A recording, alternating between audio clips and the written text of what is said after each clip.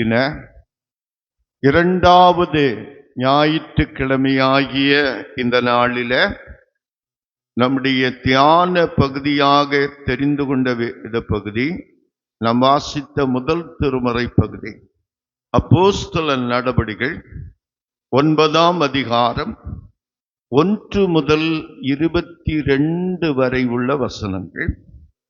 அதுல 17 முதல் 22 வரை உள்ள வசனங்களை மட்டும் நான் வாசிக்கிறேன். அப்பொழுது அனனியா போய் வீட்டுக்குள் பிரவேசித்து அவன் மேல் கையை வைத்து, சகோதரனாகிய சவுலே, நீ வந்த வழியிலே உனக்கு தரிசனமான இயேசுவாகிய கர்த்தர் நீ பார்வை அடையும்படிக்கும் பரிசுத்த ஆவியினாலே நிரப்பப்படும்படிக்கும் என்னை அனுப்பினார் என்றார். உடனே அவன் கண்களிலிருந்து மீன் செதில்கள் போன்றவைகள் விழுந்தது. அவன் பார்வை அடைந்து எழுந்திருந்து ஞான ஸ்நானம் பெற்றான். பின்பு அவன் போஜனம் பண்ணி பலப்பட்டான். சவுல் தமஸ்குவில் உள்ள சீஷருடனே சில நாள் இருந்து தாமதமின்றி கிறிஸ்து தேவனுடைய குமாரன் என்று ஆலயங்களிலே பிரசங்கித்தார்.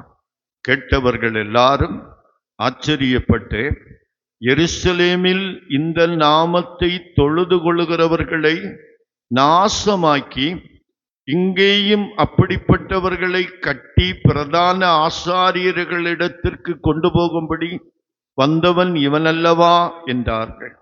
சவுல் அதிகமாய் திடன் கொண்டு இவரே கிறிஸ்து என்றே திருஷ்டாந்தப்படுத்தி தமஸ்குவில் குடியிருக்கிற யூதர்களை கலங்க பண்ணினான். 21ஆம் வசனம் திரும்ப வாசிக்கிறேன். கேட்டவர்கள் எல்லாரும் ஆச்சரியப்பட்டு, எருசலேமில் இந்த நாமத்தை தொழுது கொள்கிறவர்களை நாசமாக்கி இங்கேயும் அப்படிப்பட்டவர்களை கட்டி பிரதான ஆசாரியர்களிடத்திற்கு கொண்டு போகும்படி வந்தவன் இவன் அல்லவா என்றார்கள். ஜெபிப்போம். நல்ல தகப்பனே, உயிர்த்த இயேசு ஆண்டவர், கடவுளின் குமாரன், எங்கள் மீட்பர், உலக இரட்சகர், உலகத்தின் நியாயாதிபதி என்பதை நாங்கள் விசுவாசிக்கவும் உரக்கச் சொல்லவும் எங்களை பலப்படுத்தும் ஐயா.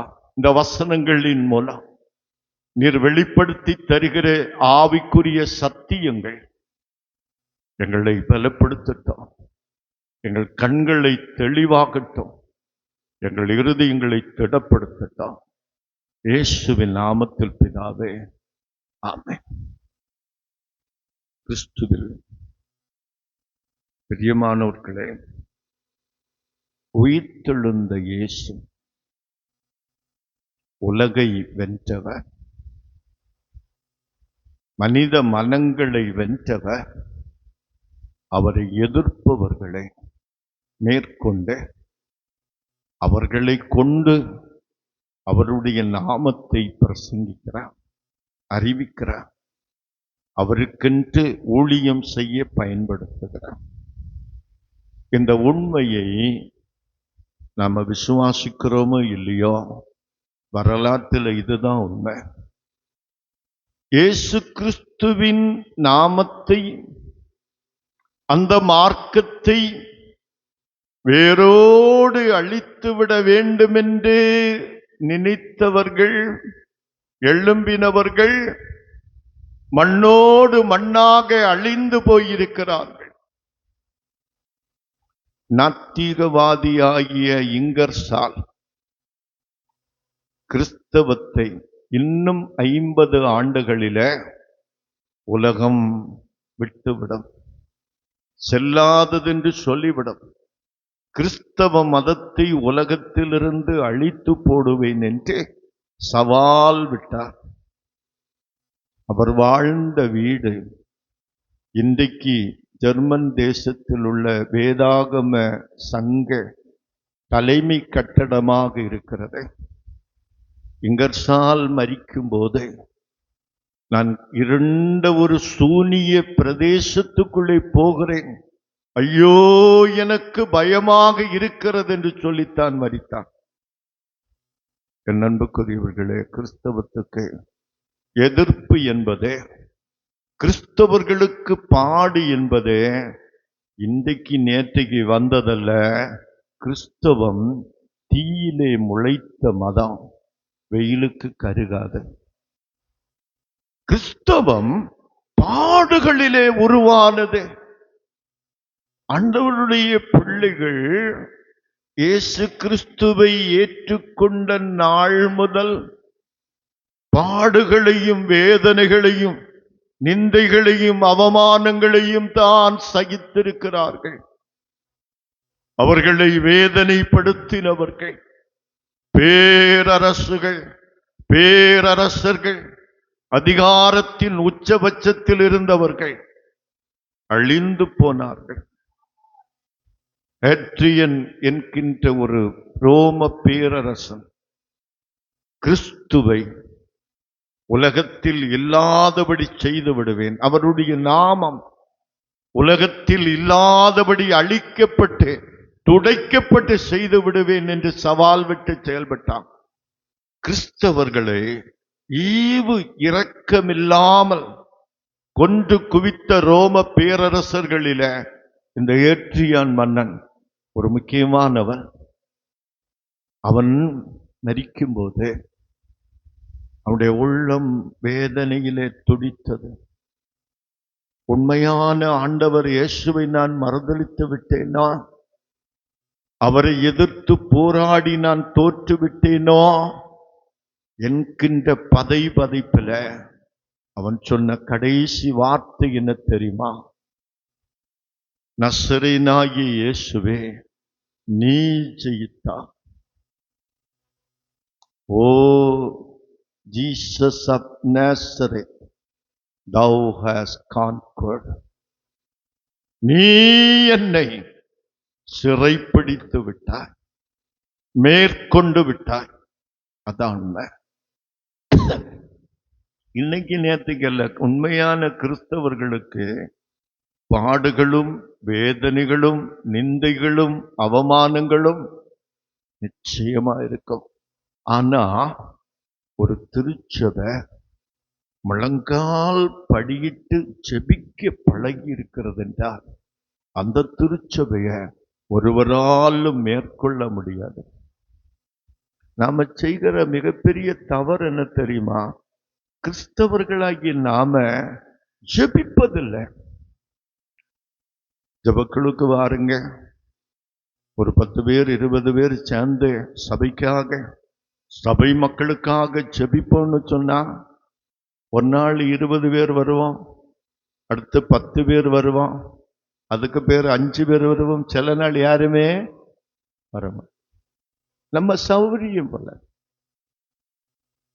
ஒழுங்கான ஊக்கமான ஜெப விசுவாசிகள் இல்லாத போது சாத்தான் மேற்கொள்ளுகிறான். கிறிஸ்தவர்கள் முழங்கால் படியிடும் போது உலகம் அவர்கள் பாதங்களுக்கு கீழே மண்டியிடும். நாம முழங்கால் முடங்குவதை நிறுத்தும் போது நாம உலகத்துக்கு முன்னால போய் மண்டியிட வேண்டியது வரும். அதான் வரலாறு.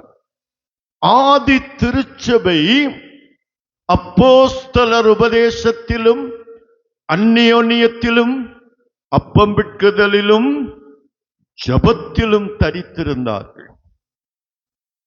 அவங்க முழங்கால் படியிட்டு ஜெபித்த போது சிறைச்சாலைகள் அதிர்ந்தது, சிறைச்சாலை கதவுகள் திறந்தது. அப்போஸ்தலர்களை எதிர்த்து யாராலும் நிற்க முடியவில்லை. அந்த திருச்சபையை எதிர்த்து உலகமே நிற்க முடியல, சாம்ராஜ்யங்கள் நிற்க முடியல, சக்கரவர்த்திகள் நிற்க முடியல. இன்னைக்கு உலகம் திருச்சபையை மேற்கொண்டு விடுமோன்னு பயப்பட காரணம் என்ன தெரியுமா? நாம முழங்கால் படியிட வேண்டிய இடத்துல அதை செய்ய மறந்து போனோம். நான் பார்க்கிறேன், உண்மையாகவே நாம எவ்வளவு பேரு ஜெபத்துக்கு முக்கியத்துவம் கொடுக்கிறோம். கேட்டா சொல்லுவோம், நான் ஜெபம் பண்ணிட்டேன் பாஸ்டர். ஆனா ஒரு நாள் தேவனுடைய ஆலயத்துல வந்து ஜெபிக்க வாருங்க. புதன்கிழமை ஒரு 1-1.5 மணி நேரம் நாம கூடி ஜெபிப்போம். நிறைய காரியங்களுக்காக ஜெபிக்க வேண்டியது இருக்கிறது. ஆனா நமக்கு மனம் இல்லை, நமக்கு நேரமும் இல்லை. நேரம் இருந்தாலும் அந்த நேரத்துல வந்துகிட்டு போறதுல நமக்கு அசௌகரியம். ஆதி திருச்சபையில நடந்ததை பாருங்க. அப்போஸ்தலர் நடபடிகள் 9ஆம் அதிகாரம் 1ஆம் வசனம். சவுல் என்பவன் இன்னும் கர்த்தருடைய சீஷரை பயமுறுத்தி கொலை செய்யும்படி சீரி பிரதான ஆசாரியரிடத்துக்கு போனான். அவனுடைய சீற்றம் கிறிஸ்தவர்களை அழித்து விட வேண்டும். அவன் எதுக்காக போனா? வேதம் சொல்லுகிறது, இந்த மார்க்கத்தாராகிய ஸ்திரீகளையாகிலும் புருஷரையாகிலும் கண்டுபிடித்தால் அவர்களை கட்டி எருசலேமுக்கு கொண்டு வரும்படி தமஸ்குவில் உள்ள ஜெபாலயங்களுக்கு நிருபங்களை அவன் சீறினான். அவனுடைய சீற்றம் புதிதாக அமைந்த மார்க்கத்தின் மேல் இருந்தது. மார்க்கம் என்று சொல்லப்பட்டிருக்கிறது. மார்க்கம் என்றால் வழி. கிறிஸ்தவம் ஒரு மதம் அல்ல, ஒரு வாழ்க்கை பாதை. புதிதாக கிறிஸ்துவின் வழியாக வாழ்ந்து காட்டப்பட்ட ஒரு வாழ்க்கை வழியை பவுலுக்கு பிடிக்கல. இது ஒரு வாழ்க்கை பாதை. இயேசு கிறிஸ்து என்னும் மாமனிதன் இந்த உலகத்திலே மனிதனாக பிறந்து மனிதர்கள் வாழ வேண்டிய வழியை கற்றுத்தந்தார்.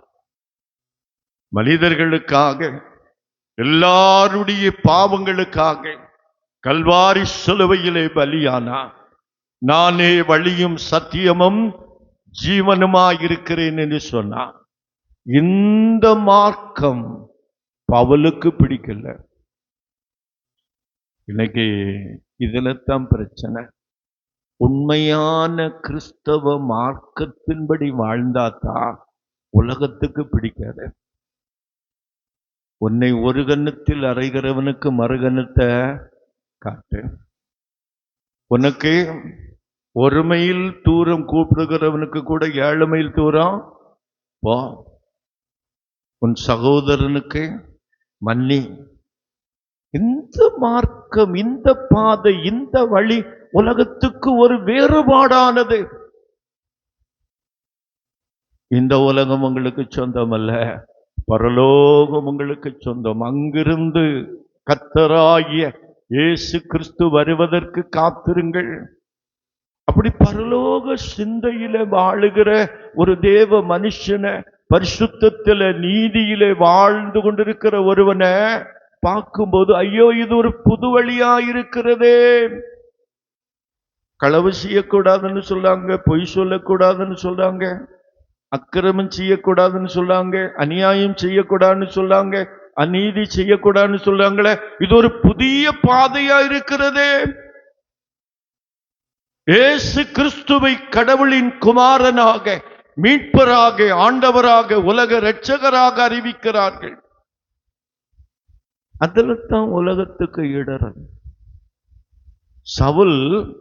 சவுலை பற்றி சொல்லும் போது எபேசியர் நிருபத்தில் சவுல் தன்னை பற்றி சொல்கிறார். மன்னிக்கவும், பிலிப்பியர் 3ஆம் அதிகாரம் 5-6 வசனங்கள். அவன் சாதாரணமானவன் அல்ல.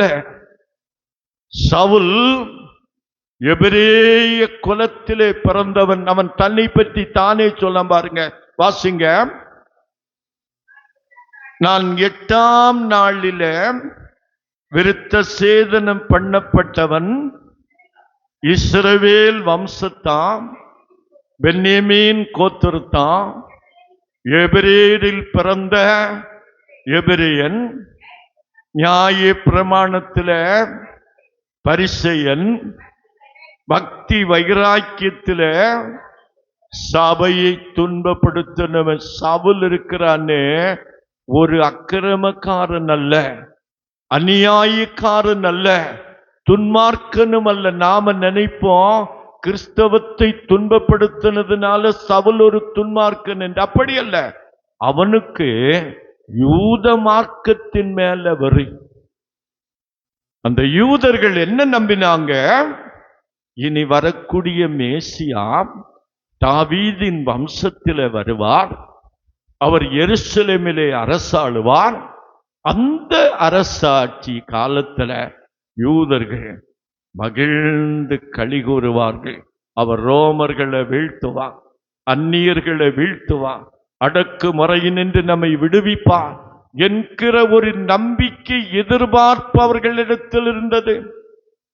ஆனா இயேசுநாத கடவுளின் குமாரனாக மேசியாக வந்தபோது அவர் ஒரு மாட்டு தொழுவத்தில் பிறந்தார், ஒரு கன்னியின் வயிற்றிலே பிறந்தார், ஒரு ஏழையாய் பிறந்தார்.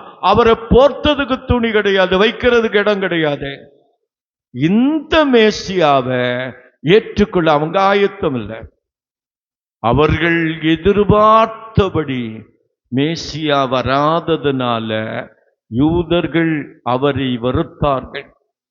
அவருடைய ராஜ்யம் இவ்வுலகத்துக்குரியதல்ல என்று கண்டபோது இவர்களுக்கு தேவையில்லை, இந்த அரசர்களுக்கு தேவையில்லை, இவரை சிலுவையில் அறையும் என்று ஒப்பு கொடுத்தார்.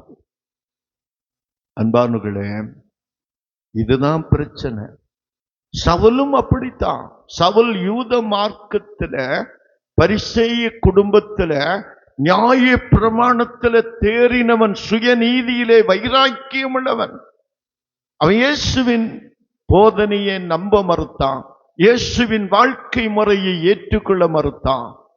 ஆகையினால அந்த மார்க்கத்தை நம்பின பின்பற்றின யூதர்களையும் மற்ற மக்களையும் துன்பப்படுத்த நினைத்தான். வேதம் சொல்லுது, எருசலேமை தாண்டி தமஸ்குவில் உள்ள யூத கிறிஸ்தவர்களை துன்பப்படுத்தும்படியாக அவன் கடிதங்களை வாங்கிவிட்டு சென்றான். எருசலேமுக்கு வெளியில பிரதான ஆசாரியர்களுடைய அதிகாரம் இருந்தது என்றால் ரோமர்கள் ஆளுகின்ற இடங்களில் இருந்தது. தமஸ்கு பட்டணம் இருக்கிறது, அது ரோமர்களால் ஆளப்படவில்லை. அரித்தஸ் என்று சொல்லக்கூடிய அரித்தானிய பேரரசுகளுக்கு கீழ் அது வந்தது. ஆனால் அவர்கள் ரோமர்களை எதிர்ப்பதற்காக ரோமானியர்கள் ஆட்சி செய்கிற இடத்தில் உள்ள யூதர்களுக்கும் சலுகைகளை கொடுத்திருந்தார்கள். அந்த அடிப்படையில தான் எருசலேமில் உள்ள பிரதான ஆசாரியின் கொடுக்கிற ஒரு உத்தரவுக்கு அரித்தானிய பேரரசன் தலை சாய்த்தான். அப்படித்தான் சவுல் பிரதான ஆசாரியர்களுடைய அனுமதியை பெற்று தமஸ்குவில் இருக்கிற கிறிஸ்தவர்களை பிடித்து கட்டி எருசலேமுக்கு கொண்டு வந்து துன்பப்படுத்த, சித்திரவதை பண்ண தீர்மானித்தான். அப்படித்தான் போறான். யோசித்து பாருங்க, ஒரு வாலிப பையன், ஒரு வீரன், நிறைய சக வீரர்களோட கிறிஸ்தவர்களை அடிப்பேன், பிடிப்பேன், துன்பப்படுத்துவேன்னு போறாங்களே. இன்னைக்கு வட இந்தியாவில் இந்த காட்சி இருக்கு. ஈஸ்டர் பண்டிகையை கொண்டாடும்படி ஒரு வீட்டில் கொஞ்சம் கிறிஸ்தவர்கள் ஒன்னா கூடி செபித்து கொண்டிருந்த போதே திடீர்னு கம்பும் கத்தியும் ஆயுதமும் கொண்டு போய் அவர்களை தாக்கி அவர்களை மரண ஓலப்படுத்தின ஒரு காட்சியை சமீபத்தில் வாட்ஸ்அப்ல பார்த்து. மணிப்பூர்ல எவ்வளவோ கிறிஸ்தவர்கள் சித்திரவதை செய்யப்பட்டு கொலை செய்யப்பட்டிருக்கிறார்கள். கிறிஸ்தவ தேவாலயங்கள் தீக்கிரையாக்கப்பட்டிருக்கிறது.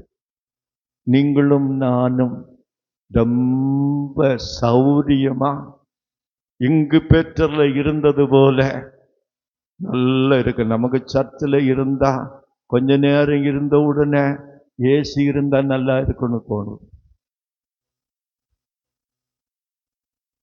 ரொம்ப நேரம் ஆராதனை இருந்தா கூட நமக்கு கஷ்டமா தான் இருக்கும். வீட்டுக்கு போகணும். நிறைய சோலை கிடக்கு, ஜெபிக்க முடியல. நமக்கு ஒரு சௌரியமா இருக்கத்தான் வருகிறோம். நான் முன்னால் ஒரு சர்ச்சில் இருந்த போது ஒரு தம்பி சொன்ன, பாஸ்டர் நீங்க நிறைய நேரம் ஜெபம் பண்ணலாம், நீங்க நிறைய நேரம் ஜெபம் பண்ணணும். ஏன் தெரியுமா? நீங்க ஜெபம்னு சொன்ன உடனே நான் கண்ணை மூடி தூங்கிடுவேன்.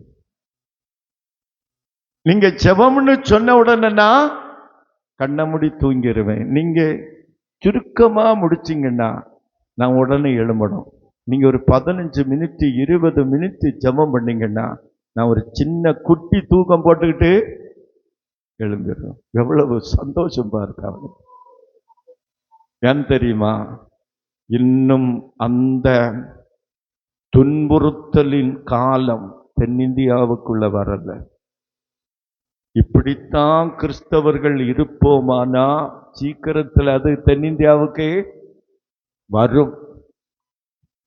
கிறிஸ்தவர்கள், கிறிஸ்துவை அறிந்தவர்கள் இந்த மார்க்கத்தை ஒழுங்கா பின்பற்றாமல் பேருக்கு மாத்திரம், ஒப்பனைக்கு மாத்திரம் வைத்திருப்போமானா கண்டிப்பா வரும்.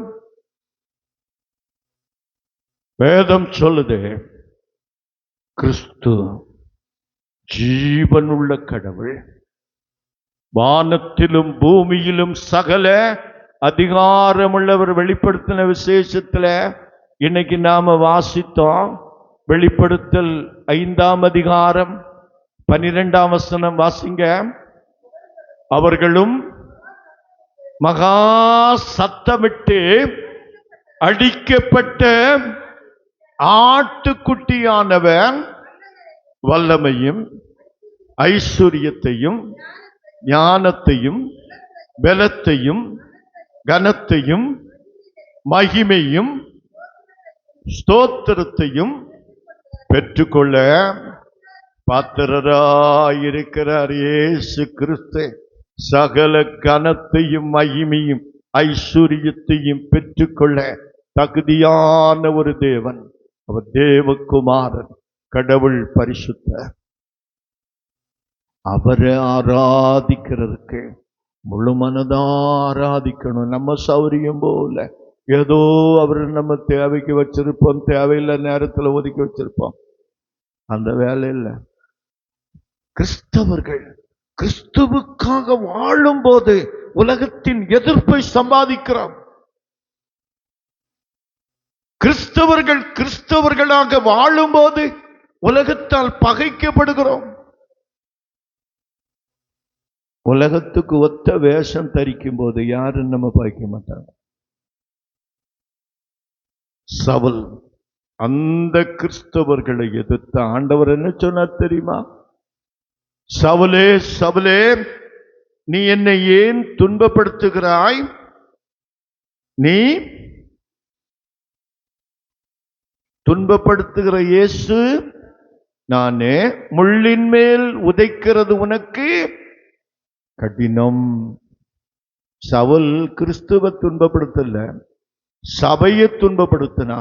ஆண்டவர் என்ன சொல்லாரு? நீ என்னை துன்பப்படுத்த. வேதம் சொல்லுது, உன்னை தொடுகிறவன் என் கண்ணின் மணியை தொடுகிறேன். நாம உண்மையா கடவுளுக்கு பிரியமான சபையா ஆண்டவரை ஆராதிக்கும் போது நம்மை தொடுகிறவன் கிறிஸ்துவை தொடுகிறான். அவன் தொடும்போது முள்ளில உதைக்கிறான், கல்லில தலையை விட்டு வைக்கிறான். அவன் உடைந்து போவான், சிதறி போவான். சவுல் அதைத்தான் கண்டான். நாம நினைக்கிறோம் சவுல் பவுலானான் என்றுதான் எல்லாரும் சொல்லலாம். சவுல் என்பது எபிரிய பேரு, பவுல் என்பது கிரேக்க பேரு. சவுல் பவுல் ஆகல, ஒரே ஆளாத்தான் இருந்தான். யூதர்கள் மத்தியில எபிரிய மொழியில சவுல், கிரேக்க மொழி வரும்போது சவுலுக்கு பவுல் என்று அர்த்தம். ஆங்கிலத்தில் தாமஸ் என்று சொன்னா தமிழ்ல தோமா என்று சொல்லுகிறோம். அதான் வித்தியாசம். பேர் மாறவில்லை. நிறைய பேர் பேரை மாத்திக்கிடியும். நான் முன்னால அந்த பேர், இப்ப இந்த பேர் அந்த வாழ்க்கை ஒண்ணு. நான் ஒரு சமயம் ஒரு ஆளுக்கு ஞான ஸ்நானம் கொடுக்கும்போது அந்த தம்பிக்கு பேரு ராமகிருஷ்ணன். ராமகிருஷ்ணன்னே ஞான ஸ்நானம் கொடுத்தேன். சபையில ஒரு பெரிய ஆள் வந்து சொன்னாரு, பாஸ்டர் என்ன இருந்தாலும் நீங்க தப்பு பண்ணிட்டீங்க. என்ன தப்பு தெரியுமா? பேரை மாத்தி இருக்கணும், பேரை மாத்தி இருக்கணும். அந்த பேரு போட்டு ஞானஸ்நானம் கொடுத்தது எனக்கு கொஞ்சமும் பிடிக்கல. நான் கேட்டேன், உங்க பேர் என்ன? ஏசுதாஸ். ஒரு நாளாவது பைபிளை வாசித்திருப்பீங்களா? ஒரு நாளாவது ஜெபம் பண்ணி இருப்பீங்களா? இயேசு அவருக்கு நீங்க அடிமை என்று பேரை வச்சுட்டு ஒரு நாளாவது இயேசுவுக்கு உகந்ததாய் வாழ்ந்திருக்கீங்களா? மனசாட்சியை பற்றி சொல்லுங்க. அதெல்லாம் பார்க்க முடியாது பாஸ்டர். நான் சொன்னேன், அப்படிப்பட்ட வாழ்க்கையினால தான் இப்படி நீங்க பேசுறீங்க. பேரு எப்படியும் இருக்கட்டும், அவனிலே கிறிஸ்துவை ஒருவன் கண்டார். அது எவ்வளவு பெரிய சாட்சியா இருக்கும் இல்லையா? எவ்வளவு பெரிய சாட்சியா இருக்கும். இந்த சவுலை சந்தித்த ஆண்டவர் இந்த சவுலை கொண்டு ஐரோப்பிய கண்ட முழுவதும் அவருடைய வார்த்தையை அறிவிக்கும்படி செய்தார். கடவுளின் எழுதுகோலாக சவுலை தேவன் பயன்படுத்தினார். என் அன்புக்குரியவர்களே, இன்னைக்கு காலையில நமக்கு எதிர்ப்பு இருப்பது உண்மை, கிறிஸ்தவம் பகைக்கப்படுவது உண்மை, கிறிஸ்தவத்தை அழிக்க நினைப்பவர்கள் எழும்பி இருப்பது உண்மை. நாம் நம்முடைய பணி என்ன? உயிர்த்தெழுந்த இயேசுவை வல்லமையுள்ள ஆண்டவராக, ஜீவனுள்ள தெய்வமாக ஆராதிக்கிற உங்களுடைய என்னுடைய பங்கு என்ன? வாழ்க்கை என்ன? நாம ஜெபிக்க தொடங்குவோம்.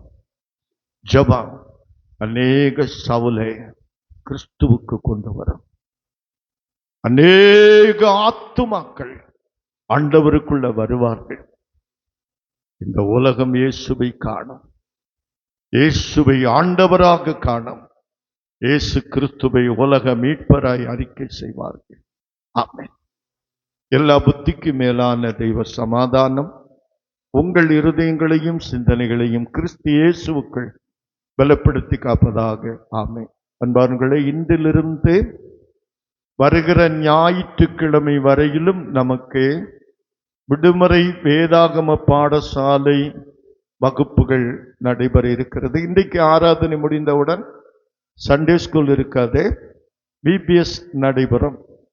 இந்த விபிஎஸ் ஊழியங்களுக்காக நீங்கள் ஜெபியுங்கள், தேவைகளுக்காக உதவி செய்யுங்கள், பிள்ளைகளை அனுப்பி வாருங்கள். உங்களுடைய உறவுக்கார பிள்ளைகளை நீங்கள் அனுப்பி வாருங்கள். ஒரு நல்ல டீமை இந்த வருஷம் நாம ஒழுங்கு செய்திருக்கிறோம். அவர்கள் இன்னும் கொஞ்ச நேரத்தில் வந்து இந்த ஊழியத்தை செய்ய போகிறார்கள். ஒவ்வொரு நாளும் காலையில் அவர்கள் சொல்லுகிற நேரத்துக்கு பிள்ளைகளை அழைத்து வாருங்கள். திடப்படுத்தல் வகுப்புக்கு 8 பேர் வந்திருக்கீங்க, இன்னும் நிறைய பேர் வரவில்லை. இன்றைக்கு ஆராதனை முடிந்தவுடன் உங்களுடைய புத்தகம் தரப்படும். புத்தகத்தை வாங்கிவிட்டு நீங்கள் விபிஎஸ்ல பங்கெடுங்கள். அடுத்த வாரமும் திடப்படுத்தல் வகுப்பு நடைபெறாது. மற்றபடி திடப்படுத்தலுக்கான கேட்டகிஸ் புத்தகம் உங்களுக்கு தரப்படுகிறது. அதை நீங்கள் படித்து ஆயத்தப்பட உங்களை அன்போடு கேட்டுக்கொள்கிறேன். தேங்க்யூ.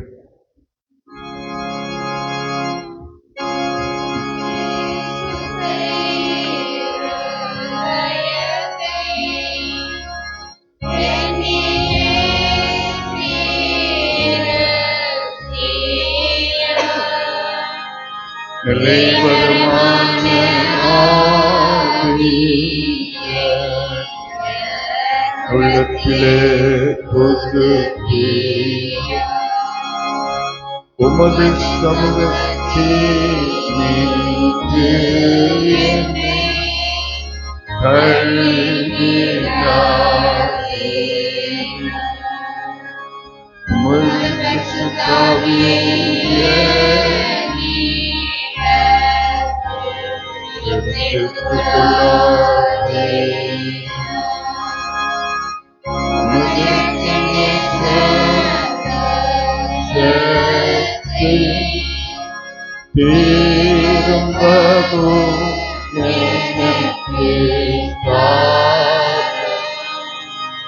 உற்சாகமான ஆவியை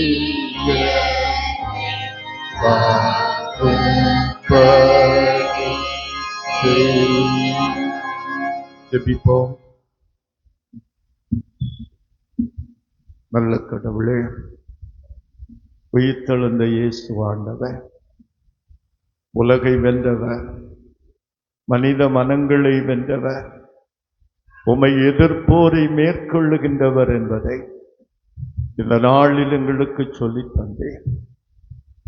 ஆதி திருச்சபையை அழித்துவிட நினைத்த சவுல் அதற்குரிய அதிகாரங்களை பெற்று சென்றபோது திடீரென்று வானத்திலிருந்து பார்த்த வெளிச்சத்தில கீழே விழுந்து கண் பார்வை இழந்து கைத்தாங்கலாக நின்றபோது நீர் அவனை பார்த்து, ஏன் என்னை துன்பப்படுத்துகிறீர் என்று கேட்டேன். முள்ளின் மேல் முதைக்கிறது உனக்கு பாரமாம் என்று சொன்னேன்.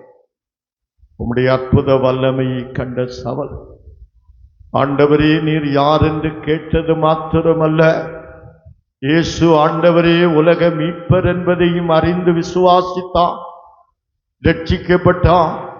ஞான ஸ்நானம் பெற்று திருச்சபைகள் தோறும் சென்று இயேசுவை ஆண்டவர் என்று பிரசங்கித்தான்.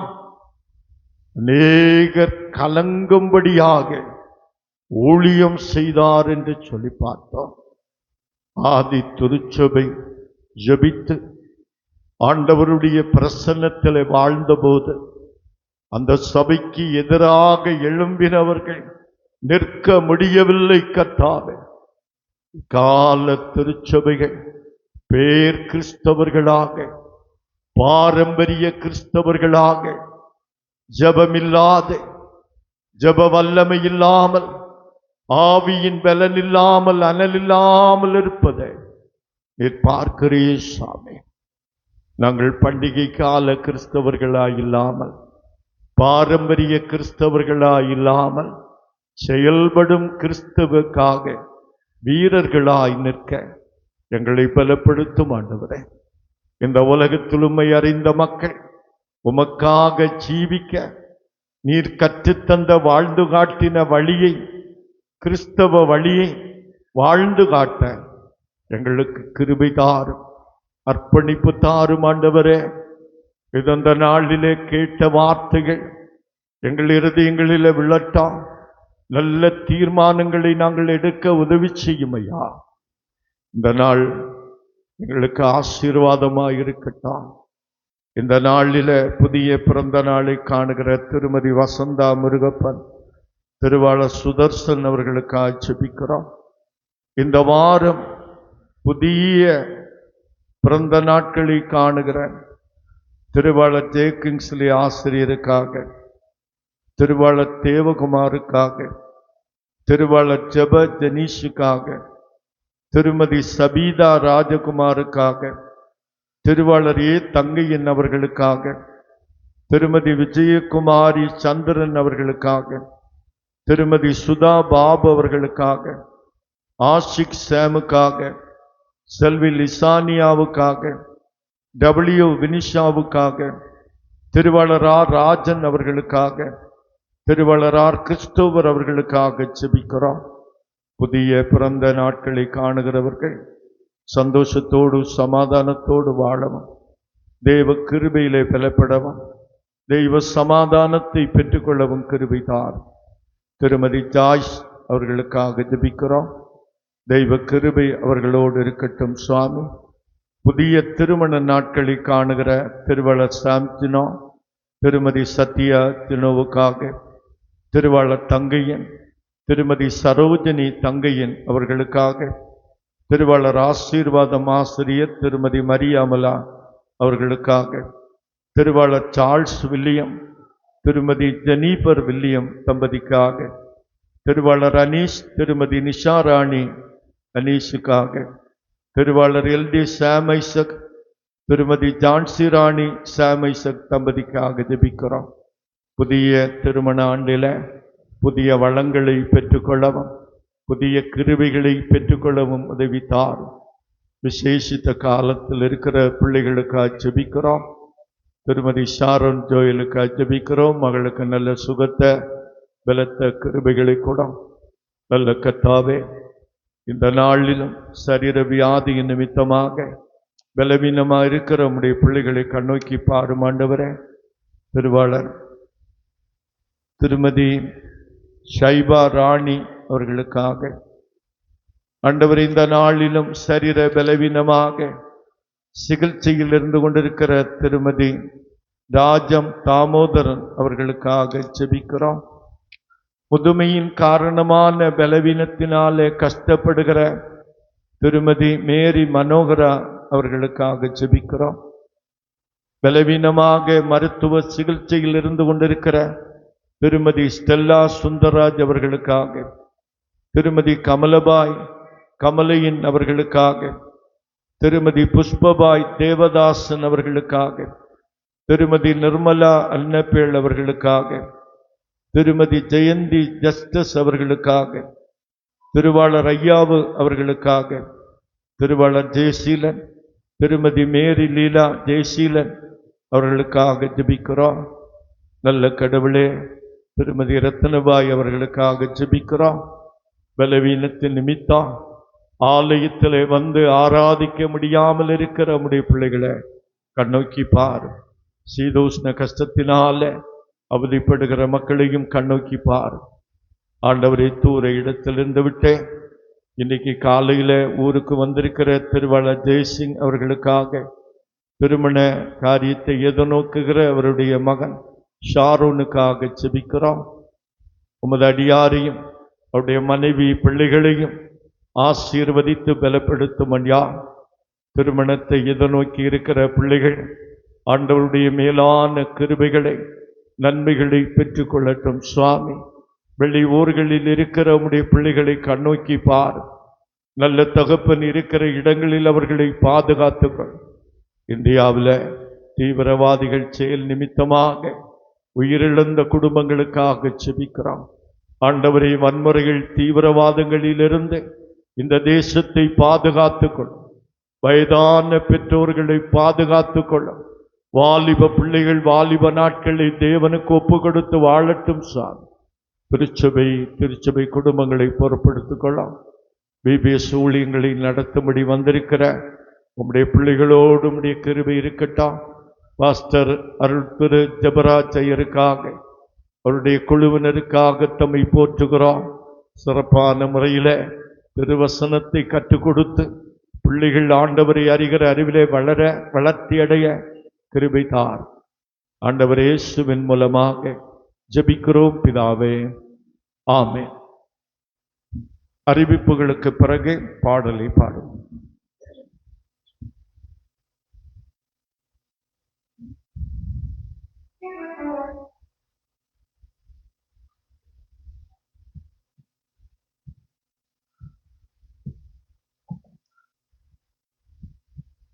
இன்று முதல் வருகிற ஞாயிற்றுக்கிழமை வரை நம்முடைய ஐஎல்சி சிலபஸில் பிபிஎஸ் நடத்த வருகை தந்துள்ள நம்முடைய ஐஎல்சி போதகர் ரெவரண்ட் ஜெபராஜ் அவர்கள் குழுவினர் இங்கு வந்துள்ளார்கள். அவர்களை சபையின் சார்பாக வரவேற்று நன்றியை தெரிவித்துக் கொள்கிறேன். அறிவிப்புகள். ஆராதனை தொடர்ந்து இன்று முதல் வருகிற ஞாயிற்றுக்கிழமை முடிய காலை 9 மணிக்கு பிபிஎஸ் நடைபெறும். நம் சபை பிள்ளைகளும் பல்வேறு சபைகள் சென்று கொண்டிருக்கின்ற பிள்ளைகளையும் அழைத்து இந்த பிபிஎஸ்க்கு வரும்படி அன்புடன் கேட்டுக்கொள்ளப்படுகிறீர்கள். பிள்ளைகளுக்கு அனைத்து நாட்களிலும் மதிய உணவு கொடுக்கப்படும். இதற்காக சபையார் உதார்த்தமான காணிக்கையால் இந்த பிபிஎஸ் ஊழியத்தை தாங்கும்படி அன்புடன் கேட்டுக்கொள்ளப்படுகிறீர்கள். இன்று பிற்பகல் 3 மணிக்கு கருங்கலில் அமைந்துள்ள நம்முடைய குளச்சல் வட்ட மைய அலுவலகமான ரெவரண்ட் டாக்டர் ரிட்மன் கட்டிட மேல் மாடி திறப்பு விழா இன்று சிறப்பாக நடைபெற உள்ளது. சபையார் அதில் கலந்து கொள்ளும்படி அன்புடன் கேட்டுக்கொள்ளப்படுகிறீர்கள். பிபிஎஸ் நடைபெறுவதால் 2வது சனிக்கிழமை நடைபெறும் உபவாச கூட்டம் வருகிற 4வது சனிக்கிழமை 24/5/2025 அன்று நடைபெறும்.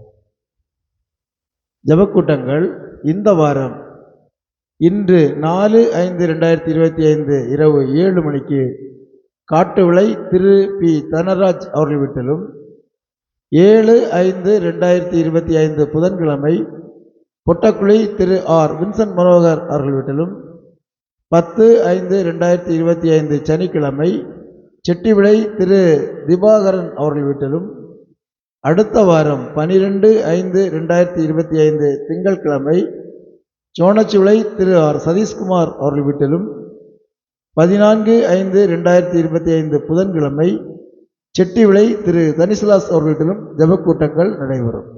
ஜெபக்கூட்டங்கள் ஒருமுறை கூட இன்று இரவு 7 மணிக்கு காட்டுவிளை திரு பி தனராஜ் அவர்கள் வீட்டிலும், 7/5/2025 புதன்கிழமை பொட்டக்குழி திரு ஆர் வின்சென்ட் மனோகர் அவர்கள் வீட்டிலும், 10/5/2025 சனிக்கிழமை செட்டிவிளை திரு திவாகரன் அவர்கள் வீட்டிலும், அடுத்த வாரம் 12/5/2025 திங்கட்கிழமை சோனச்சுவிளை திரு ஆர் சதீஷ்குமார் அவர்கள் வீட்டிலும், 14/5/2025 புதன்கிழமை செட்டிவிளை திரு தனிசுலாஸ் அவர்கள் வீட்டிலும் ஜெபக்கூட்டங்கள் நடைபெறும். பிறந்த நாள். இந்த வாரம் பிறந்த நாளில் பிரவேசிக்கும் பிள்ளைகள் 6/5/2025 NA Ashiksam son of Thiru J Nixon மற்றும் அதே நாள் R Lisania daughter of Thiru Rayappan.